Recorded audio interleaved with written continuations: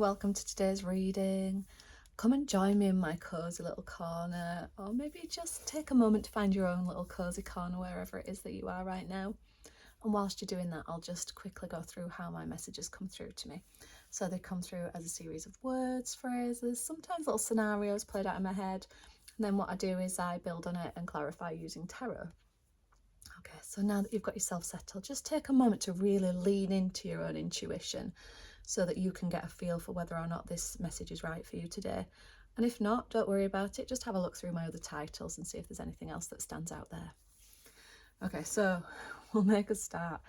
Now, today's message came through both as words and then as like something played out.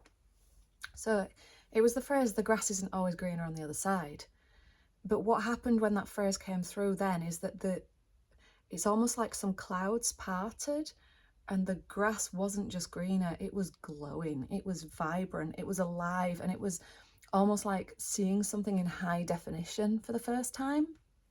And it really made me feel almost like somebody's stepping out of a fog. So maybe starting to step out of something like depression or moving away from something that's not right for them. That's what this felt like. And when I've drawn the cards, it's just such a beautiful reading today. I'm really excited to share it with you. So we got the Seven of Swords, the Queen of Cups, the Queen of Pentacles, and I love that they've come out together. And then another one jumped out at me as well, and it was the Ten of Cups. I love to see this card.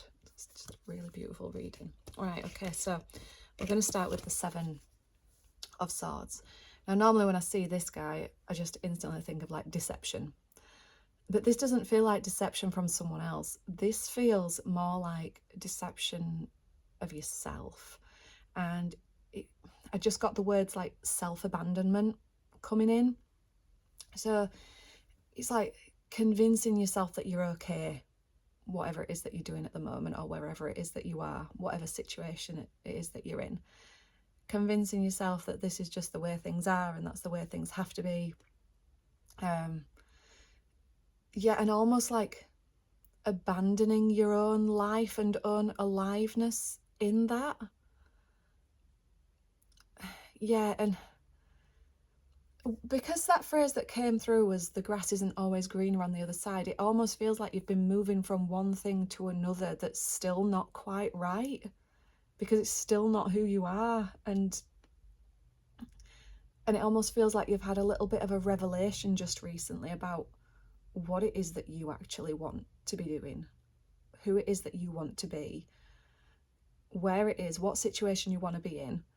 And it's with that clarity that this scene of this like absolutely vivid green grass coming through.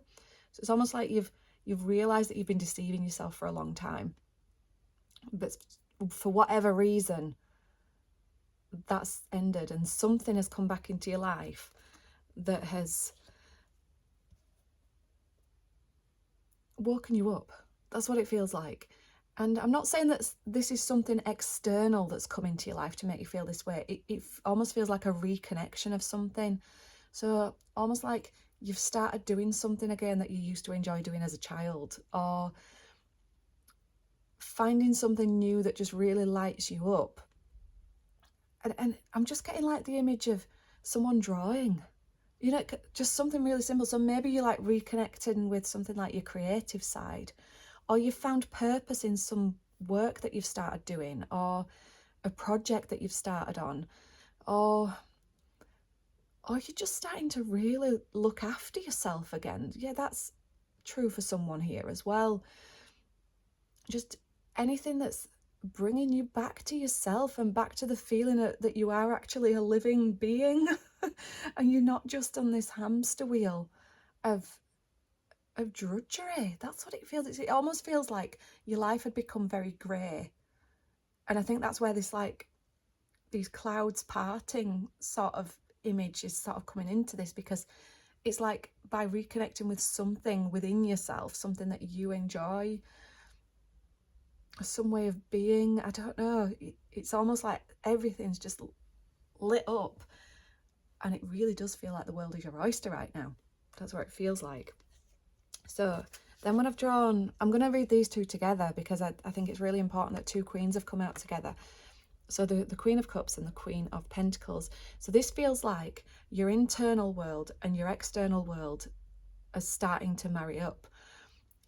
And I don't want to go like overly woo with this and go into like manifestation sort of territory, but it's just kind of like making me think about, oh, it's interesting that I said feel about, think about the law of attraction type of energy. It's like when you start to really come back to who it is that you are and start doing what you enjoy doing again and reconnect with something that's brought you joy and aliveness in the past, the things in the external world start to appear. And we could call it manifestation, synchronistic opportunities, that sort of thing. But I think sometimes it is just when that fog lifts, you can see it and you become more aware of what's out there, the vividness of things and the availability of things and the opportunities that are actually out there, because you're not blinkered anymore and you're not living within this fog.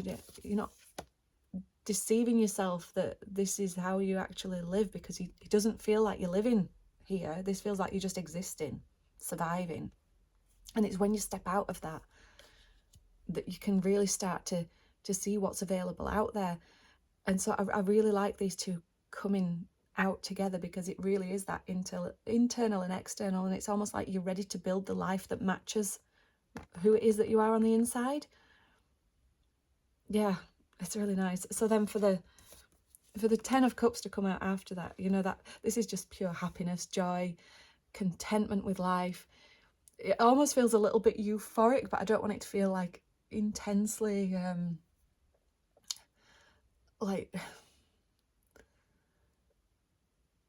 a high that's going to come crashing down sort of thing. That's not what I'm saying. It's just more like, yeah, that's what it feels like. It feels like breathing, really breathing into it. It's like, this is what life's all about. Life is here for us to enjoy it. It's making me want to cry. Really is making me want to cry. So I really would love to know how this is playing out in your life at the moment. Please do comment below, because I do love to read the comments. And I'm going to let you know now how this is playing out in my life.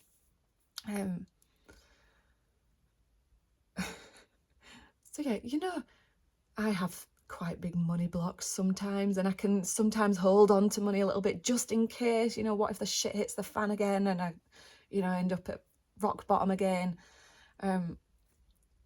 But yesterday I ordered a paddleboard for my son so that we've got one each, because at the moment he's on mine all the time and jumping in and off it and pulling me off with him, and I'm like, nah, he needs his own, mate.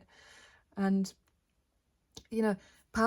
part of me as I was doing it, as I was ordering it on Amazon, it was like, oh gosh, is this an impulsive purchase? Do I really need to do this right now? And then I'm just like, Jenny, just fucking live life. Enjoy it, man. And it's not just about me enjoying it. I'm doing something to help my children enjoy it as well. So there we are. There's my example. I'd love to read yours down below. So as always, thank you very much for joining me today, and I shall see you again next time. Bye bye.